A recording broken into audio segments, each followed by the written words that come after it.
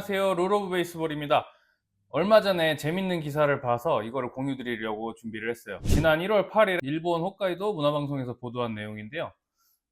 일본 프로야구 니오넨 파이터스의 신조 쯔요시 감독이 스프링 캠프 연습 경기에 관련한 내용에 대해서 코멘트를 했는데 2월부터 시작되는 오키나와 캠프에 대한 감독의 계획을 묻는 자리에서 한국은 NG다. 연습 경기 일정에서 한국팀은 제외하겠다라고 밝혔습니다. 보통 비시즌에 일본 오키나와에서 스프링 캠프를 많이 열죠. 일본 팀도 물론이고 한국 팀 다수도 뭐 삼성이라든지 기아라든지 LG라든지 뭐 몇몇 팀들이 오키나와에서 보통 스프링 캠프를 많이 개최를 하는데, 또 일본 팀들도 많이 몰리고 한국 팀들도 많이 몰리다 보니까 각 팀들끼리 연습 경기를 많이 여는데요. 이번에 니오넨 감독이 한국 팀이랑은 연습 경기를 아예 갖지 않겠다라는 얘기를 했어요. 왜 그럴까요? 신조 감독의 멘트를 한번 볼게요. 한국은 저위.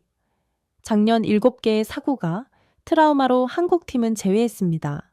사고가 많아서요. 이렇게 말을 꺼낸 신조 감독. 지난해 캠프에서 삼성과의 경기 중 7개의 사고를 당한 경험을 바탕으로 이례적으로 대결 금지 결정을 내렸습니다. 피하는 연습이 되긴 하지만 이라고 유머를 섞으면서도 선수들의 안전을 우선시한 선택이었습니다. 이 말이 왜 나왔냐면, 작년에 2월 17일 날 오키나와에서 삼성이랑 니오넴이랑 경기를 했었는데, 이날 경기가 굉장히 감독에게는 충격이었던 것 같아요. 이때 삼성이 니오넨과의 경기에서 3대 18로 대패를 했는데, 연습 경기니까 점수는 그렇게 중요하지 않습니다만 제일 중요한 건 몸에 맞는 공이 무려 7개가 나왔다는 사실이에요. 몸에 맞는 공이 7개가 나오고 볼넷도 8개, 그래서 도합 15개의 사사구를 기록을 했던, 약간 팬들 말로 똥게임이었죠. 엉망진창인 경기를 했는데, 이 충격적인 결과 때문에 이때 당시에 신조 감독의 코멘트도 그랬습니다. 신조 감독이 진짜 무서웠다. 선수들이 골절이라도 당하면 어떡하나 경기 내내 걱정했다.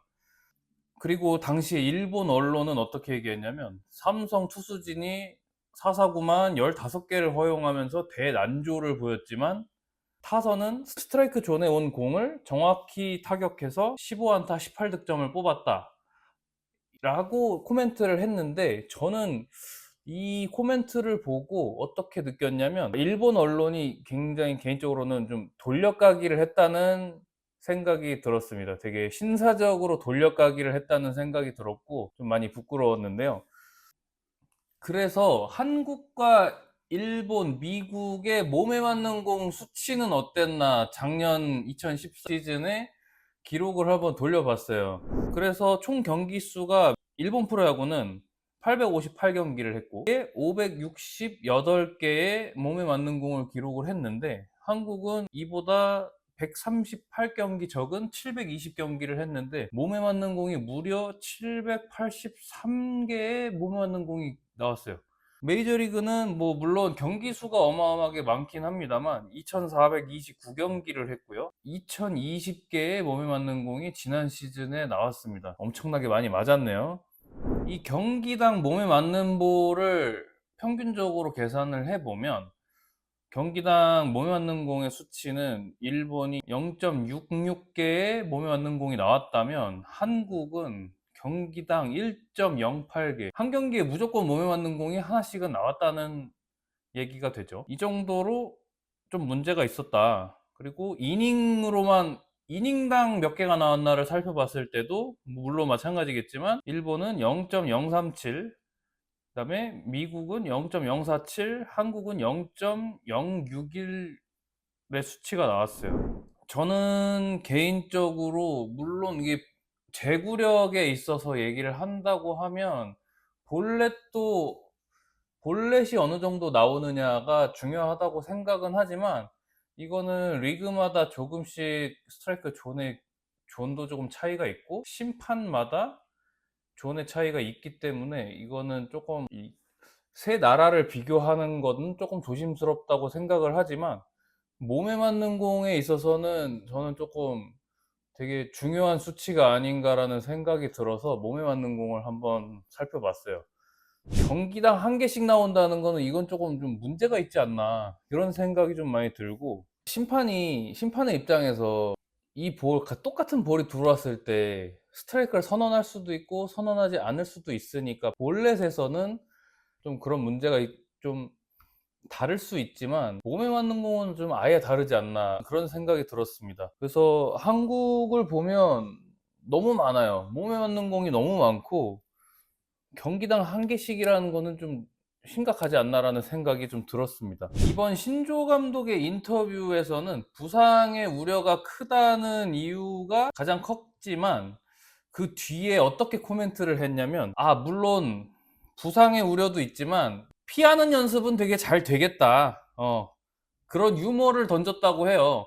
근데 개인적으로 굉장히 뼈를 맞았다고 생각을 합니다.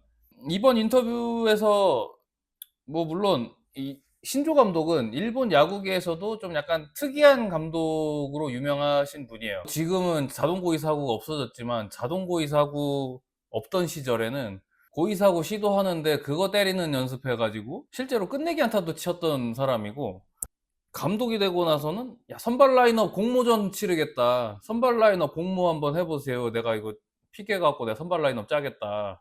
뭐 이런 분도 이렇기도 했고, 뭐 트라이아웃 직접 자기가 참가해 갖고 내가 나중에 대타로 나가겠다. 뭐 이런 얘기도 하고 경기 중에 인스타 라이브도 하겠다. 이런 얘기도 하시던 분이고. 그래서 뭔가 좀 유머를 좀 많이 섞는 분이기는 한데 그럼에도 불구하고 피하는 연습은 잘 되겠다. 한국이랑 게임하면 공 피하는 연습은 되겠네 라는 말은 약간 반대로 얘기하면 연습은 안 되고 공 피하는 연습만 좀 되겠다 뭐 이런 얘기잖아요. 그래서 좀 우리가 굉장히 좀 아프게 받아들여야 하는, 부끄럽게 받아들여야 하는 인터뷰가 아닌가 해서 가져왔습니다.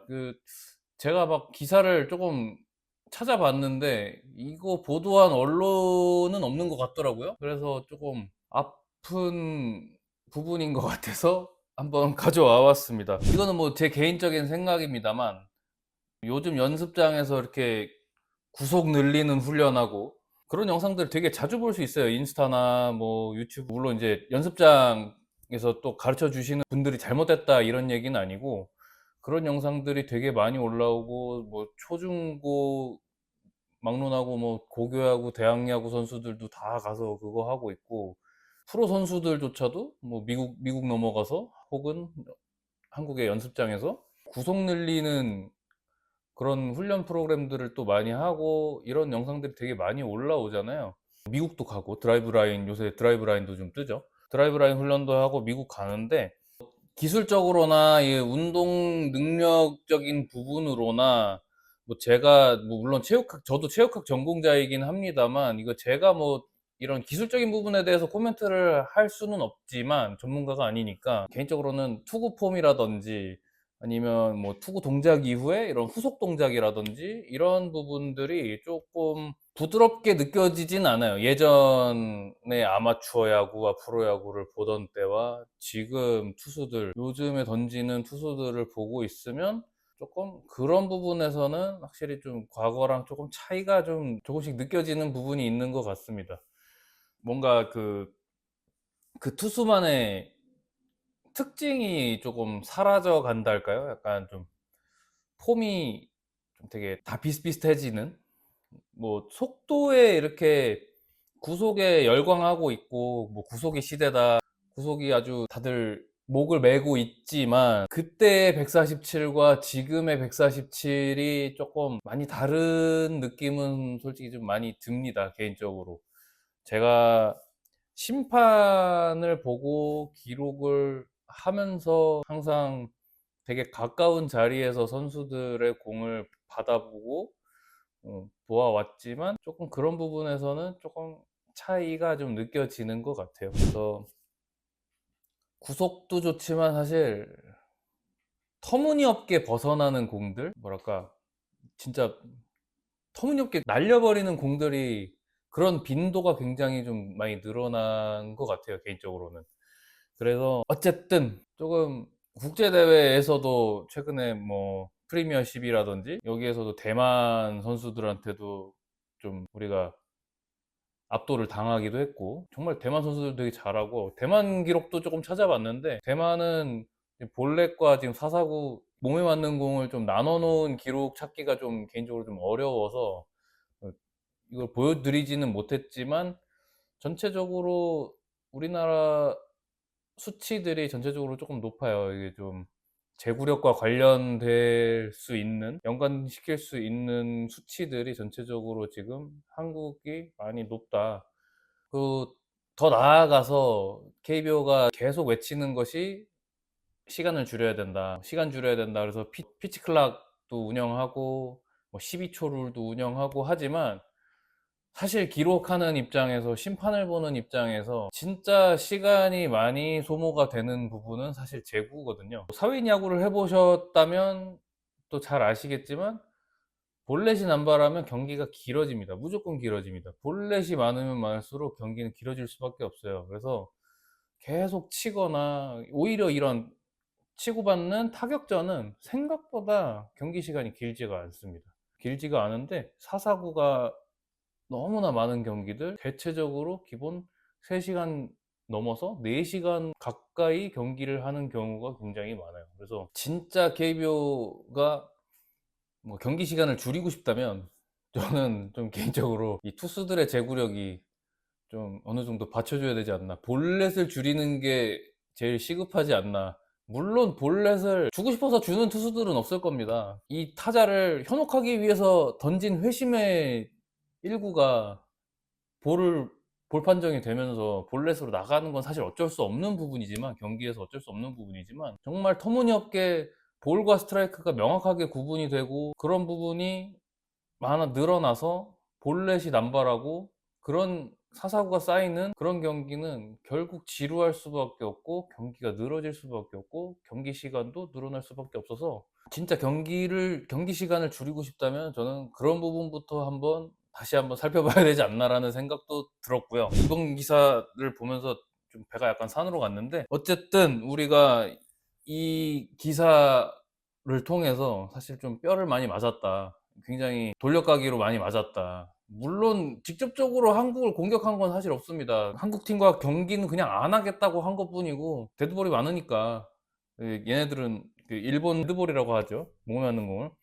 데드볼이 많으니까 부상의 염려가 있어서 안 하겠다. 직설적으로 공격한 건 아니지만, 굉장히 좀 우리가 좀 다시 한번 생각해 봐야 되는 문제가 아닌가 싶어서 한번 가져와 봤습니다.